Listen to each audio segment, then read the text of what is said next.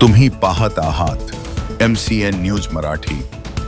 राज्यातील परीट समाजाला अनुसूचित जाती SC प्रवर्गात समाविष्ट करण्याची मागणी विधान परिषदेत आमदार एकनाथ खडसे यांनी जोरदारपणे लावून धरली।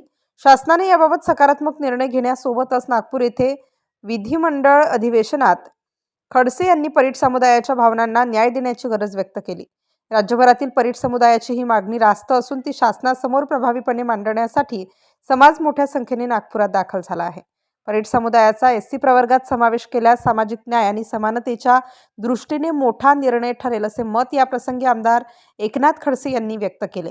देशातील 7 राज्यांमध्ये परीट समुदायाचा अनुसूचित जाती प्रवर्गात समावेश आहे। महाराष्ट्रातही पूर्वी काही जिल्ह्यांमध्ये हा समुदाय SC प्रवर्गात समाविष्ट होता, मात्र 1960 नंतर त्यांना या प्रवर्गातून वगळण्यात आले।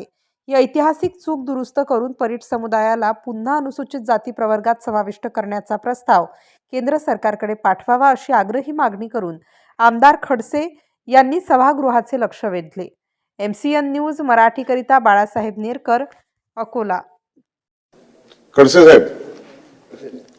सभापती महोदय, राज्यभरातील परीट समाजाचा आज मोठ्या संख्येनं मोर्चा स्टेडियमवर आलेला आहे। म्हणजे स्टेडियममध्ये ते जमा झालेले आहेत।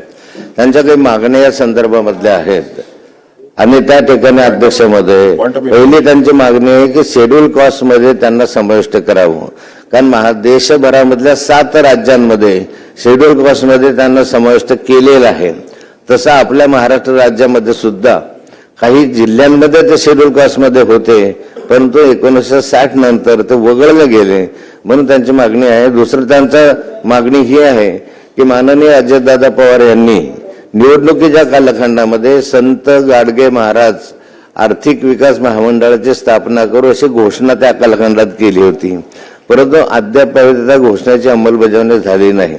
ती अंमलबजावणी जर झाली तर परीट समाजाच्या संदर्भामधले जे काही विद्यार्थी असतील त्यांना शिष्यवृत्ती असेल, उद्योगासाठी कर्ज असेल, अन्य सुविधा त्यांना उपलब्ध होऊ शकतील, म्हणून शासनाने आपला दिलेला शब्द पाळावा अशी त्यांची ती मागणी आहे। आणि मी सभागृहात आपल्या त्यांच्या अशा अनेक मागण्यांचं निवेदन त्यांनी सरकारकडे दिलेलं आहे।